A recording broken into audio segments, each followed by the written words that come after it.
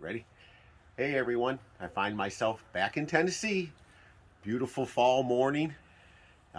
This is like a part 2 video. I'm going to show you, I told you I would show you how I crack my black walnuts and some of the hickory nuts that I've collected.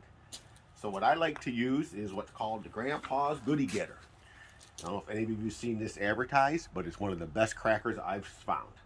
So what I do is I take my clean and harvested black walnuts, and I usually wait at least 6 months before I try cracking them because they're just too swelled up inside the shell. And when the nut shrinks a little bit, you get a much better performance out of this. So it's Grandpa's Goodie Getter. My wife will get close.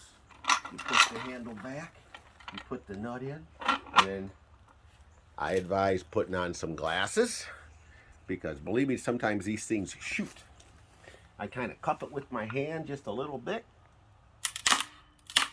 until it's cracked to my rattling. And then if you look, the nut cracks open really clean and you get some nice big chunks out of there. Sometimes a little clipping, a little shaking, but those will usually fall out. You get some big hunks like that. So you just keep loading up your nuts.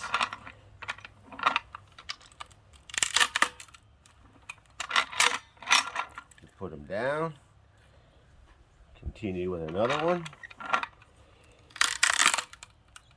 Just crunch it as much. Just get a shot in there. You see how it just kind of collapses the nut perfect. Release it, and then you end up getting some really nice. Now these have been drying for a whole year, so that's why these. And look how moist that nut still is, and good.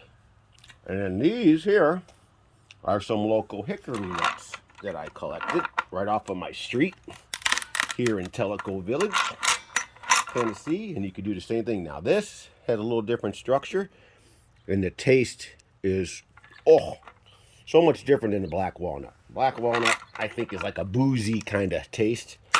Hickories, I'd have to adjust it for that smaller nut. So we'll just keep going. And then these hickory nuts that I collected, they actually need a little time to dry too. You see how swelled up it is in there? If I gave it a month or two, the nut would probably fall right out. So after you've got these all collected and done, you walk them over to your cleaning table. You don't want to do any cracking by where you're getting your nuts cleaned up. So I already have some laid out, as you see. We have some beautiful black walnuts that we've already cut. And then if you'll look, I already just covered them up, gosh darn it. But you get some beautiful pieces of nut. So it just takes a little bit of time, you kind of go through it. These are some more that I just did this morning. 5 minutes, I had a nice little pile going. I'm working through that. And then the hickory nuts, like I said, they're a little too fresh yet. It's hard to get the meat out of them. But if you take your time, but the Grandpa's Goodie Getter is what really does it. So these are some of the tools. You get these snips with the Grandpa Goodie Getter. At least when I bought it, you did. And this is when you want to wear glasses, because when you start clipping the shell to get some of the nut out, you know, you go in there like that, you break the shell open. It helps you get the nut. Let's see if I can find a good one to do. Right here. See, that's a nice piece in there. If I could break the shell, boom, and then it comes out nice. So that's it. That's how I harvest and use, not harvest so much, but how I crack and use my black walnuts and now hickory nuts.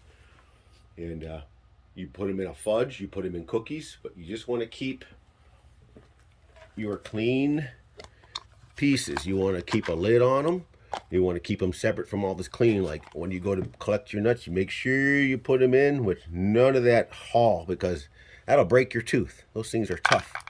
So you make sure you put the clean nuts in there, and then you put the lid back on before you start doing any kind of cleaning of the shell. All right? Thank you.